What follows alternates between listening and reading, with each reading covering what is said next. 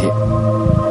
جمشید آموزگار نے اپنی خاموشی اور دفاعی پوزیشن کے ذریعے اور ساتھ ہی عوام کی مضبوط اسلامی تحریک کی گہری جڑوں کو در کرتے ہوئے لوگوں کو اس بات کی گویا چھوٹ دے دی تھی کہ پہلوی حکومت کے شدت پسند عناصر اس کی وزارت عظمیٰ کے دور میں عوام کے ساتھ جیسے بھی پیش آنا چاہیں پیش آئیں، اور سر انجام وہ شاہی حکومت کی کوئی مدد کے بغیر ہی شہریور 1357 یعنی 1978 کو اپنی جگہ جعفر شریف امامی کو دے کر حکومت سے کنارہ کش ہو گیا۔ آموزگار اپنی حکومت کے آخری دنوں میں اس قدر بے دست و پا ہو چکا تھا اور حکومت میں اس کا عمل دخل اس قدر ختم ہو چکا تھا کہ جب وہ گیا تو اس کے جانے کا کسی کو احساس تک نہ ہوا۔ اس نے رات کے سناٹے میں خصوصی تیاری کے ذریعے ہمیشہ کے لیے تہران کو ترک کر دیا۔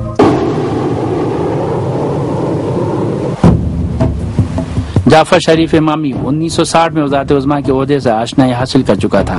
اور اس کی تقدیر یہی تھی کہ وہ اپنا وہی تجربہ دوبارہ 1357 یعنی 1978 میں بھی دہرائے۔ اس نے شاہی حکومت کی باغ ڈور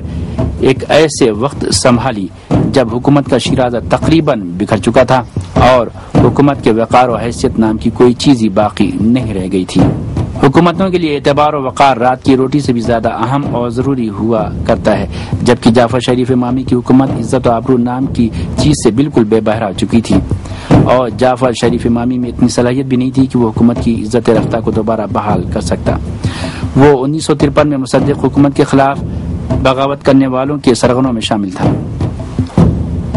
اس نے برسہ برس شاہ کی قربت میں زندگی گزاری تھی اور مختلف عہدوں پر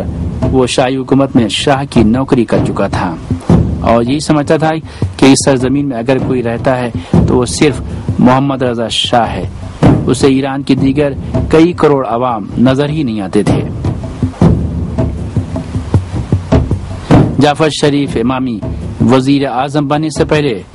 چونکہ کئی برس سے کئی سرکاری عہدے پر فائز نہیں تھا، اس لیے وہ یہ سمجھا تھا کہ عوام اسے ہر طرح کی مالی، سیاسی اور سماجی بدعنوانیوں سے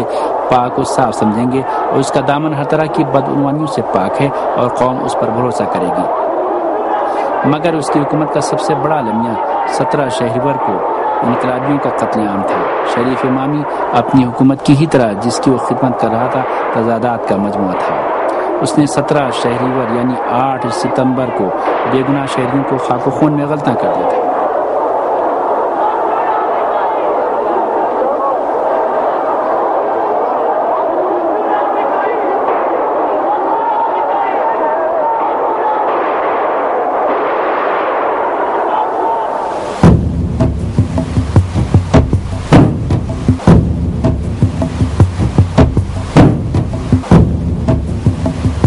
ستمبر 1978 کو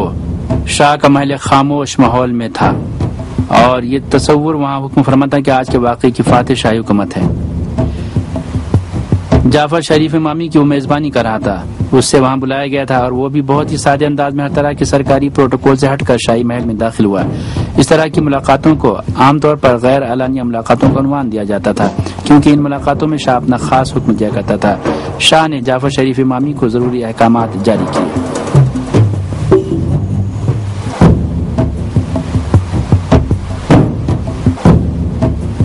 اب اسے پارلیمنٹ کے اجلاس میں شرکت کرنا تھی، ایسی پارلیمنٹ جس میں اکثریت شاہی حکومت کے اقدامات پر اعتراض کر رہی تھی، اور اس کا نام ہی معترض یا مخالف پارلیمنٹ رکھ دیا گیا تھا۔ اسے وہاں جا کر حکومت کی اسٹریٹجی بیان کرنا تھی اور ذرائع ابلاغ میں اس کا اعلان بھی ہونا تھا۔ وہ حکومت کے نام نہاد مخالف ممبران پارلیمنٹ کی تقریروں کے درمیان ہی اپنی حکومت کے پروگراموں کو بیان کرا تھا۔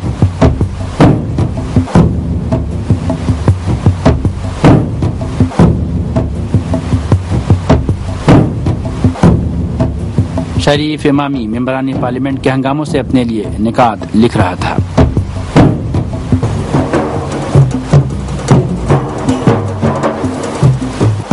دو مہینے 9 دنوں کے دوران جب تک شریف امامی شاہی حکومت کی ڈاواں ڈول کشتی کو پار لگانے کی کوشش کر رہا تھا، اس دوران اسلامی انقلاب کی لہریں تیزی کے ساتھ اٹھتی جا رہی تھیں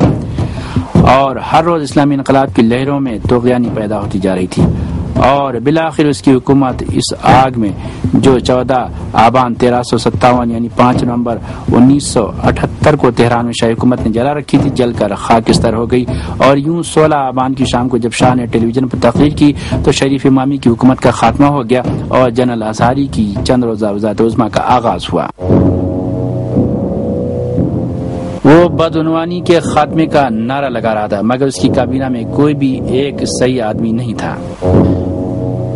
شریف امامی اسلامی انقلاب میں عوام کے جوش و جذبے سے متاثر ہو کر اب عوام کے مفادات کا دم بھرنے لگا۔ 2 مہینے 9 دنوں کے دوران جب تک شریف امامی شاہی حکومت کی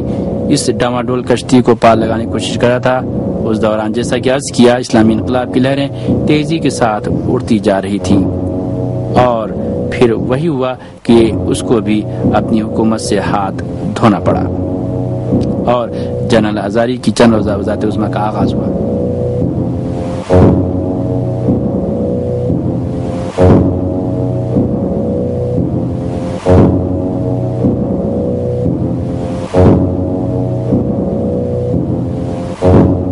ایران کی عزیز قوم،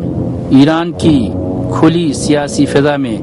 جو گزشتہ 2 سال سے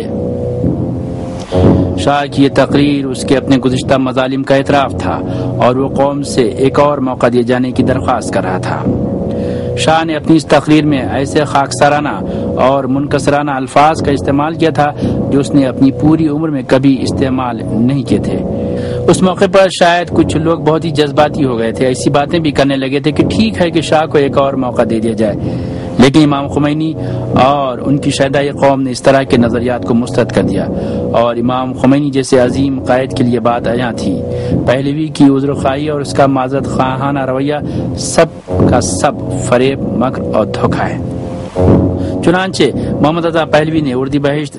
1359 یعنی مئی 1980 میں مصر میں اپنی موت سے 3 ماہ قبل ہوشنگ نہاوندی سے اپنی ملاقات میں اس مختصر سے شک و شبہ کو بھی برطرف کر دیا۔ شاہ نے نہاوندی سے کہا تھا کہ وہ اپنی اس تقریر کو ہرگز قبول نہیں کر رہا تھا، وہ تو رضا قطبی نے میرے ہاتھ میں تھما دی تھی، اور جو باتیں میں کہہ رہا تھا یا کر رہا تھا ان کو میں نے کبھی بھی دل سے قبول نہیں کیا تھا، اور آج بھی میں اپنی اس تقریر پر پشیمان و شرمندہ ہوں۔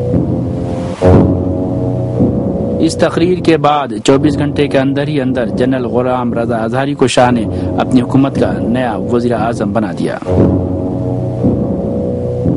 میرے عزیز ہم وطنوں، ان انتہائی حساس گھنٹوں اور فیصلہ کن لمحوں میں جو آپ اور آپ کا وطن عزیز گزار رہا ہے، تقدیر یہی تھی کہ ذات مبارکہ شاہانہ کے حکم پر امور مملکت سنبھالنے کی ذمہ داری کچھ محدود وقت کے لیے میں لے لوں اور یہ ذمہ داری میرے حوالے کر دی جائے، اور میں نے یہ ذمہ داری سنبھال لی ہے۔ اس نے یہ ثابت کر دیا کہ شاہ کبھی بھی کسی بھی حادثے سے کچھ بھی سبق نہیں لیتا۔ جنرل اظہری کے کہنے کے مطابق شاہی نظام ایسا پہلا نظام تھا جو ٹیپ ریکارڈر اور سرخ رنگ کی گھڑیوں سے گرا جا رہا تھا۔ خون و قیام کے ان ایام میں پہلوی حکومت کی ہیبت کہ جس کا اقتدار جنرل اظہری کو سونپ دیا گیا اور جسے ایک بہت ہی سخت وزیر اعظم اور سخت و ٹھوس حکومت کا عنوان دینے کی کوشش کی جا رہی تھی، دم توڑتی جا رہی تھی، اور اس پوری صورتحال میں جنرل اظہری کی بھی حکومت 2 مہینوں سے زیادہ نہیں چل سکی، اور 9 دیما 1357 یعنی 30 دسمبر 1978 کو وہ اقتدار سے ایسا غائب ہوا کہ اتنی آہستگی سے پانی کا بلبلہ یا حباب بھی پانی کی صدا سے نہیں غائب ہوتا۔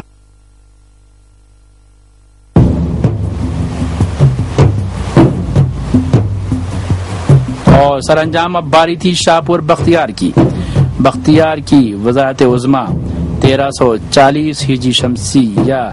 50 ہجری شمسی کے اشروں میں اگر ہوتی تو شاید کچھ کر سکنے کی توانائی رکھ سکتی تھی، لیکن دیما 1357 ہجری شمسی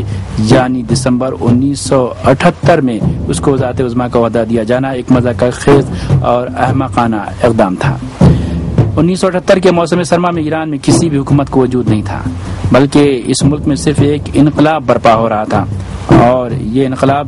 جب کہ ابھی شاہی حکومت پورے طور پر ختم نہیں تھی، ملک کا نظم و نسق سنبھال چکا تھا۔ محمد رضا پہلوی نیاوران کے شاہی محل میں قید ہو چکا تھا اور وہ اس قید خانے کے اندر سے ایک ایسے شخص سے وابستہ ہو چکا تھا جس نے اپنا تمام سیاسی کیریئر جاہ طلبی کے چکر میں بری طرح سے قربان کر دیا تھا، اور اس نے یہ ثابت کر دیا تھا کہ شاہ کے خلاف اپنی جدوجہد کے دوران اسی فکر میں تھا کہ کیسے اسے وزارت عظمیٰ کا عہدہ مل جائے۔ اسلامی انقلاب کی ایک خصوصیت یہ بھی